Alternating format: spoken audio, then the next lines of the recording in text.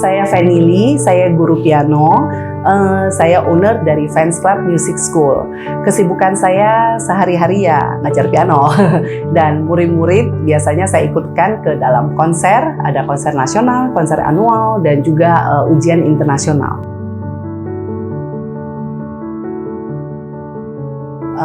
Saya mulai mengajarkan anak-anak berkebutuhan khusus itu sejak tahun 2003 sampai sekarang. Awalnya saya belajar piano dan juga elektron itu sejak usia 3,5 tahun sampai saya SMA selesai, dan juga saya mengambil kuliah musik di Yamaha Conservatory of Music.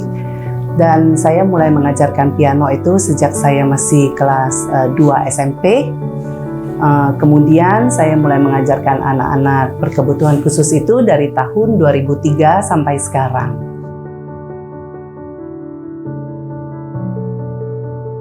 Awal mula mengajar anak berkebutuhan khusus itu secara tidak sengaja.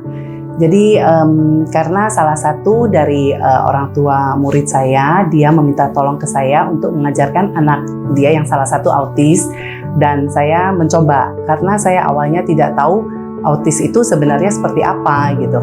Jadi saya coba mengajarkan, ternyata waduh kaget juga karena nggak bisa diam.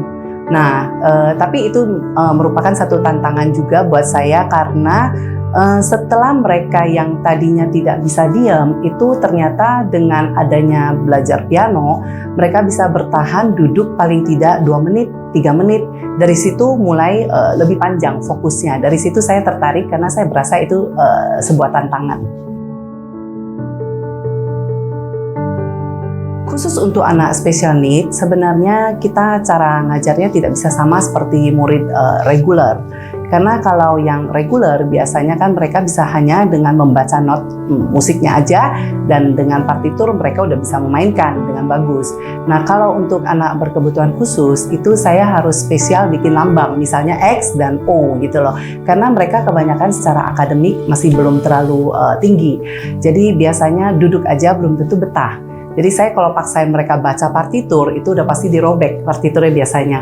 Jadi saya lebih ke angka atau warna gitu loh. Jadi itu lambang untuk tangan kiri, nanti tangan kanan dengan menggunakan angka, dan juga saya cara mengajarnya dengan memegang mereka. Karena kalau saya duduk menunggu mereka tekan itu udah pasti tidak mungkin. Jadi harus saya kasih stimulasi sedikit bahwa saya harus pegang. Jadi dia harus tekan. Walaupun dengan mata mereka masih lihat kemana, lirik sana sini, mereka belum tentu fokus dan belum tentu dengar, tapi dengan cara kita stimulasi dia lama-lama akan terbiasa.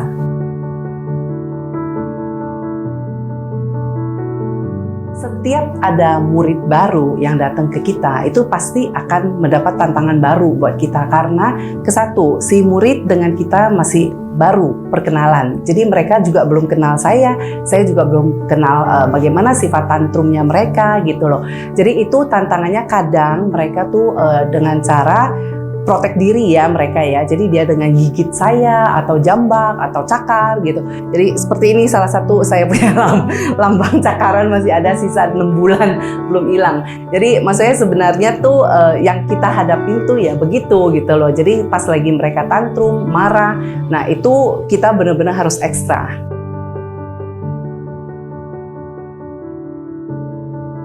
Musik setahu saya memang sangat bermanfaat, bukan hanya untuk anak berkebutuhan khusus. Sebenarnya buat semua individu juga sangat bermanfaat, karena kesatu bisa bersifat menenangkan.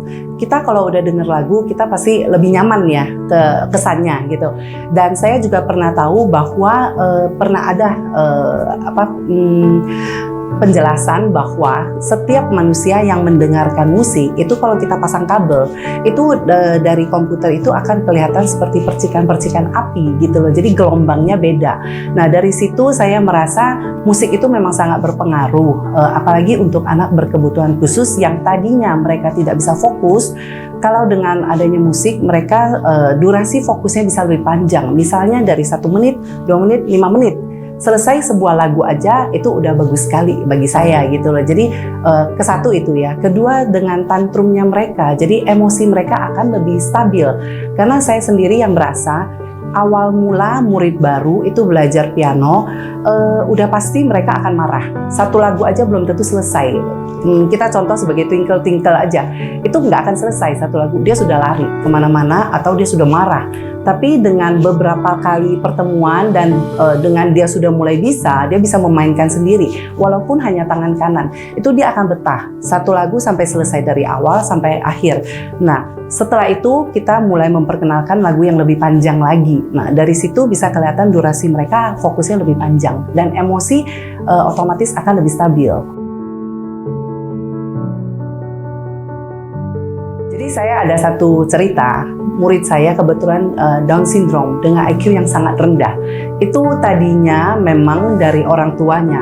Si mama sangat mendukung anaknya. Mamanya bawa anaknya ke tempat saya, suruh saya ngajar. Dan si papa tidak mendukung. Papanya bilang, anak begini ngapain belajar apa-apa, buang uang, buang waktu gitu loh. Jadi benar-benar sangat tidak berharap lagi gitu.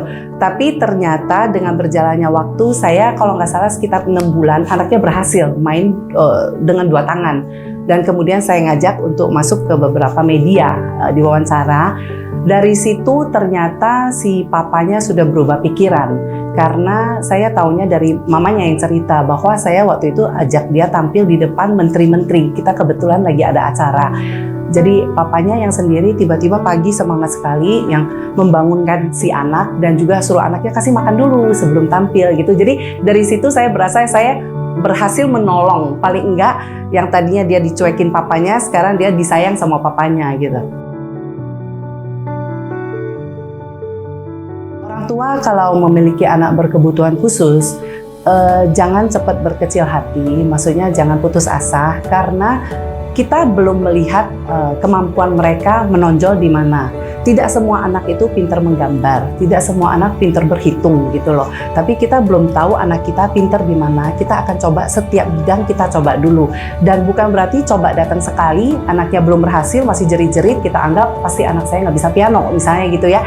Jadi kalau bisa dicoba dulu paling enggak 3 bulan.